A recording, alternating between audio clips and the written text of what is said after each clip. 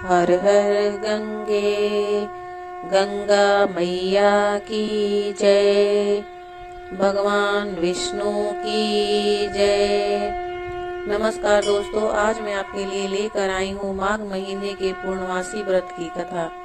माघ महीने के महात्म्य का वर्णन करते हुए पद्या पुराण में बताया गया है कि पूजन करने से श्री हरि जितने प्रसन्न नहीं होते उतना वे माघ महीने में स्नान करने से होते हैं।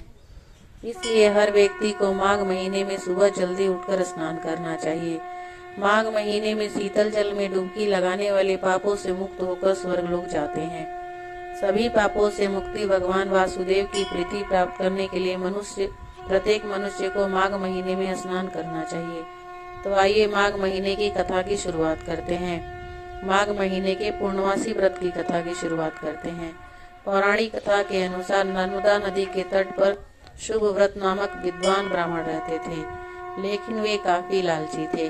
इनका लक्ष्य किसी भी तरह धन कमाना था और ऐसा करते करते वे समय से पूर्व ही वृद्ध दिखने लगे और कई बीमारियों की चपेट में आ गए। इस बीच उन्हें अंतर्ज्ञान हुआ कि उन्होंने पूरा जीवन तो धन कमाने में बिता दिया, अब जीवन का उद्धार कैसे होगा। इसी क्रम में उन्हें माघ माह में स्नान का महत्व बताने वाला एक श्लोक याद आया। इसके बाद स्नान का संकल्प लेकर ब्राह्मण नर्मदा नदी में स्नान करने लगे। करीब 9 दिनों तक स्नान के बाद उनकी तबीयत ज्यादा खराब हो गई और मृत्यु का समय आ गया।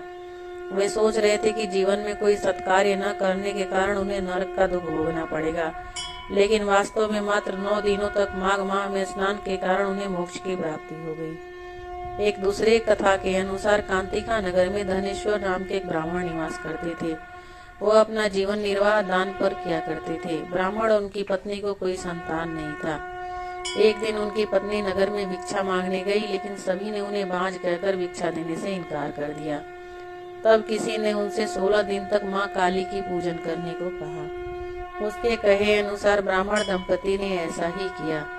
उनकी आराधना से प्रसन्न होकर 16 दिन बाद माँ काली प्रकट हुई। माँ काली ने ब्राह्मण की पत्नी को गर्भवती होने का वरदान दिया और कहा कि अपने सामर्थ्य के अनुसार प्रत्येक पूर्णिमा को तुम दीपक जलाओ। इस तरह हर पूर्णिमा के दिन तक दीपक बढ़ाती जाना, जब तक कम से कम 32 दीपक न हो जाए। ब्राह्मण ने अपनी पत्नी को पूजा के लिए पेड़ से आम का कच्चा फल तोड़ कर दिए। उनकी पत्नी ने पूजा की और फलस्वरूप वह गर्भवती हो गई। प्रत्येक पूर्णिमा को वो माँ काली के कहे अनुसार दीपक जलाती रही। माँ काली की कृपा से उनके घर एक पुत्र ने जन्म लिया, जिनका नाम देवदास रखा। देवदास जब बड़ा हुआ तो उसे अपने मामा के साथ पढ़ने के लिए काशी भेजा गया। काशी में उन दोनों के साथ एक दुर्घटना घटी, जिसके कारण धोखे से देवदास का विवाह हो गया। देवदास ने कहा कि वह अल्पायु है, परंतु फिर भी जबरन उनका विवाह करवा दिया गया। कुछ समय बाद काल उसके प्राण लेने आए, लेकिन ब्राह्मण दंपति ने पूर्णिमा का व्रत रखा था, इसलिए काल उनका कुछ बिगाड़ नहीं पाए। तभी से कहा जाता है कि पूर्णिमा के दिन व्रत करने से संकट से मुक्ति मिलती है और सभी मनोकामनाएं पूर्ण होती है। प्रयाग में माघ मास के अंदर 3 बार स्नान करने से जो फल मिलता है, वह फल पृथ्वी में 10,000 अश्वमेध यज्ञ करने से भी नहीं मिलता। पौराणिक मान्यता है कि जो स्त्रियां श्रद्धा पूर्वक पूर्णिमा का व्रत रखती हैं और कथा सुनती हैं, उन्हें संतान का सुख मिलता है, संकटों से मुक्ति मिलती है और समस्त मनोकामनाएं पूरी होती है। दोस्तों पूर्णिमा के दिन सुबह ब्रह्म मुहूर्त में उठकर घर की साफ सफाई करें।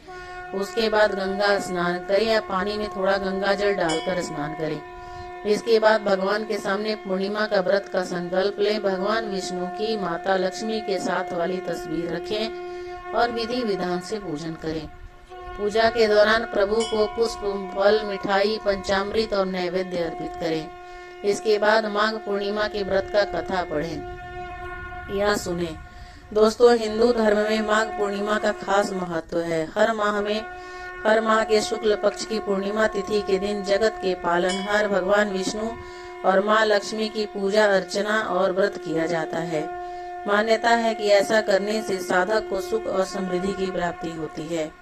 शास्त्रों के अनुसार जो साधक माघ मास के संगम नदी के किनारे रहकर व्रत और संयम के साथ स्नान करते हैं और ध्यान करते हैं, उनके लिए माघ पूर्णिमा बहुत ही खास मानी जाती है। क्योंकि दिन वे दिन अपने कल्पवास की परंपरा को पूर्ण करते हैं। इस दिन प्रयागराज में गंगा स्नान करना बहुत शुभ माना गया है। उससे व्यक्ति की समस्त मनोकामनाएं पूर्ण होती है और मोक्ष की प्राप्ति होती है। माघ पूर्णिमा पर चंद्रमा और धन की देवी माँ लक्ष्मी की पूजा का विधान है। इस दिन माँ लक्ष्मी की पूजा करने से सुख समृद्धि की प्राप्ति होती है। साथ ही माघ पूर्णिमा पर रात में चंद्रोदय के समय चंद्रमा की पूजा करने से चंद्र दोष भी दूर होता है। तो दोस्तों, ये माघ महीने की पूर्णमासी की कथा और जानकारी आपको कैसी लगी, मुझे कमेंट करके जरूर बताइएगा। अगर आप मेरे चैनल पे नए हैं और अभी तक मेरे चैनल को सब्सक्राइब नहीं किया है तो मेरे चैनल को जरूर सब्सक्राइब कर लीजिएगा, ताकि जब भी मैं कोई वीडियो डालूं आपके पास नोटिफिकेशन जाए और आप मेरे कथा को सुन पाएं और